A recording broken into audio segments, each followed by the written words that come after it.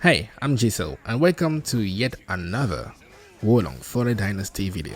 This time I'm giving you some tips and tricks in order to take your whatever kung fu, swordsmanship, whatever weapon you're using to the next level. So don't forget to drop a like and subscribe so that we can reach more people so that they don't get to get points, because this game can be tricky if you don't know your way around. So without further ado, let's get into it.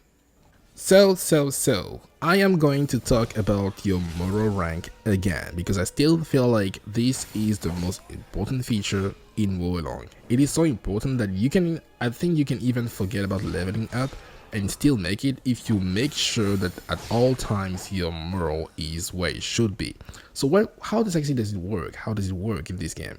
At the beginning of each level, you're going to start at level 0, at rank level 0, and the more enemies you kill, the more that rank is going to increase, and when you die is going to decrease unless you raise some flags and make sure that your fortitude is the highest it could possibly be, because if you don't make sure that's the case, you're going to die and lose your ranks. And enemies also have ranks, and whenever they're higher than you, you're going to deal more damage and you're going to deal less damage. So it is in your best interest to make sure that you are well prepared for a fight, especially for boss fights, because it is possible that if you don't fortify that rank, you can derank in a single encounter. Let's say, for example, you were level 20 when you started an encounter and then you kept getting hit by crushing blows, because those crushing blows, they can make you derank. And let's say you were level 20, you kept getting hit, there is a chance that you derank all the way to level 10. And what's going to happen is that if that boss was level 20, well, now you are at a disadvantage and you're going to take way more damage. So you just made the fight harder, and it is going to go increasingly harder the more level you lose. So again, moral is very important. It is also tied to how much you can use your spells. I think some of them require you to have to reach a certain rank. So again, whenever you play this game, do not sleep on collecting those flags and raising that your rank. It can be a deal breaker, or it can just be something you can use at your advantage. On to the next one. I kind of want to talk about deflections, but first I feel like I need to talk about spirit because it is also very important in combat. So what exactly is spirit? It is at 1 bar, which is below your health. It works like your stamina bar, and if you played, from software games or previous Neo games, you kind of know what I'm talking about. But this game has stamina, but not really. Let me explain. You have that, that 1 spirit bar. You actually have 2 sides: low spirit on your left and high spirit on your right. It is very important because basically the way I can put it is low spirit is bad, high spirit is good. High spirit is blue, and whenever you hit enemies or just perform multiple deflections without getting hit, your high spirit is going to rise. And whenever that's the case, it means that if, let's say for example, an enemy is attacking you and you do not want, or maybe you missed your deflections, your low spirit is not going to increase. No, it's going to take a chunk of your high spirit instead. So let's say it's on side that one enemy is trying to hit you multiple times. It's going to slowly decrease your high spirit, which means that you can even withstand more hit before your spirit eventually starts lowering, which is again bad. Remember, I said high spirit is good, low spirit is bad. And something else you need to know is that whenever you are way above the equipment load, I think in this game it is 100, let's say you are way over 100, you will still be able to attack and perform some actions, but it is going to influence how much your spirit gauge is going to increase or decrease.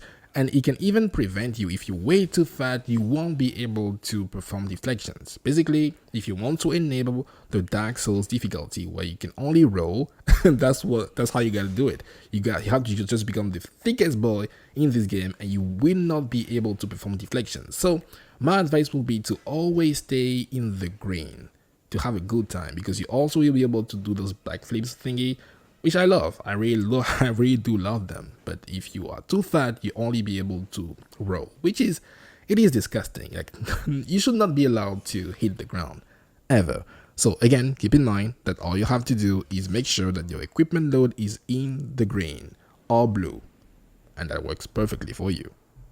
Also, you need to know that the weapon you're using is going to maybe influence the way you play the game. Let me explain. There is at one stat on every single weapon you're using, deflection difficulty, and for some very odd and bizarre reason, the higher the deflection difficulty, the better. It doesn't mean that you're going to, perform deflection easier, or faster. No, it has nothing to do with actually how difficult it is. No, it's all about the consumption, how your low spirit bar is going to get filled whenever you're using a weapon to deflect. And I actually tried that. I tried to deflect using my fists, and you cannot do that, which is I don't understand. I should be able to do that, but hey, you can't. So let's say, for example, you're using a hammer, which is like a heavy melee weapon. Your low spirit is going to increase faster, way faster than, let's say, you were using a sword.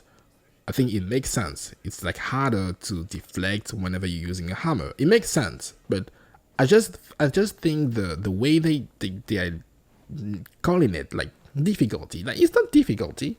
It's just call it spirit consumption. I don't get it. Anyway, you always want to make sure that you read the stats and are aware of whatever weapon you're using. You do not want to be a fat boy and carry a heavy melee attack weapon. You're going to have a very, very hard time.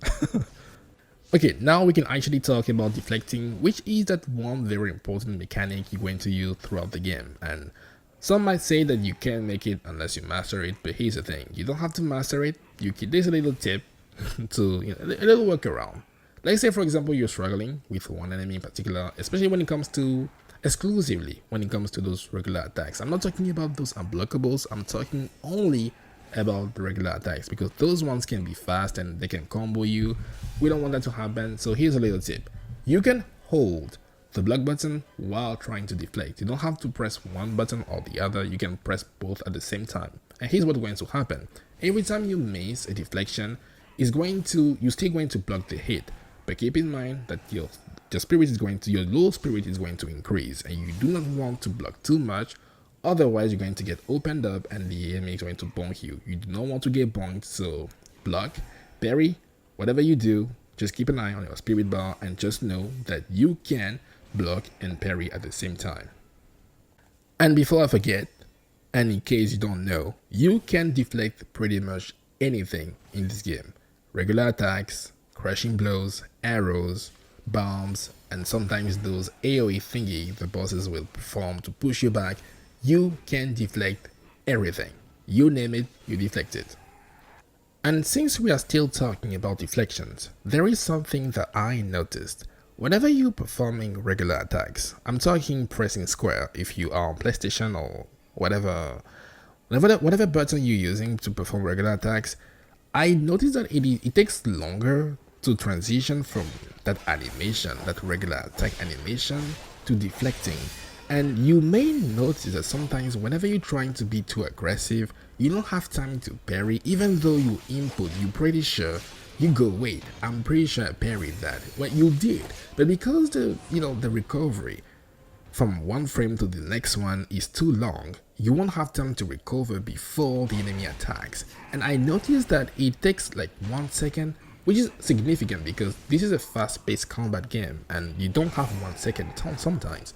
I did notice that whenever you use your martial arts, for some reason the recovery is better. But you can transition faster from using one martial art to deflecting, and in case you want to be super aggressive, that's the way to go. You don't want to be mashing square, no, you want to be spamming your martial arts. And those, actually, let's talk about those martial arts. They're kind of broken. I'm using the double halberd right now, and oh my god, that R1 triangle, oh my god, I can just keep jumping, and whenever I see a crushing blow incoming, all I have to do is just press circle, and I know I will have the time to recover because I'm not performing regular attack. So yeah, if you want to be super aggressive, you need to spam your martial arts, and you need to know that whenever you're using square or just your regular attacks, the recovery is going to be longer. So if you do get hit, it's not because you're bad, it's because you're fat and slow. Last but not least, bosses and enemies, they work the exact same way as you. They also have a spirit gauge with high spirit and low spirit. It means that you can actually break their posture by increasing their low spirit. And you're going to see that sometimes they are winded, and it's up to you to come and kill them. I mean, not necessarily kill them, but whenever you perform a crushing blow on one boss or enemy, that enemy is going to rank down. Again, whenever you perform a killing blow while the enemy is incapacitated, you will make them D rank. But I strongly advise hitting them first, because I think that moment where they are staggered and can't do anything, it lasts about 5 seconds. So you can take the first 4 seconds to hit them, get some hits in, maybe heal, and then go for the crushing blow. That way you're going to maximize on the damage you can deal to them, which is always better.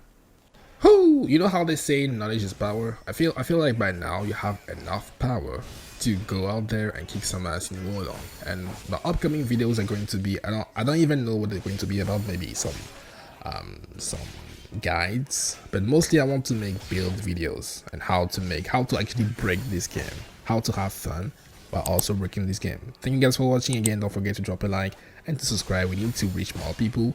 We need to spread the power, spread the knowledge. I'll see you soon. Take care. Peace.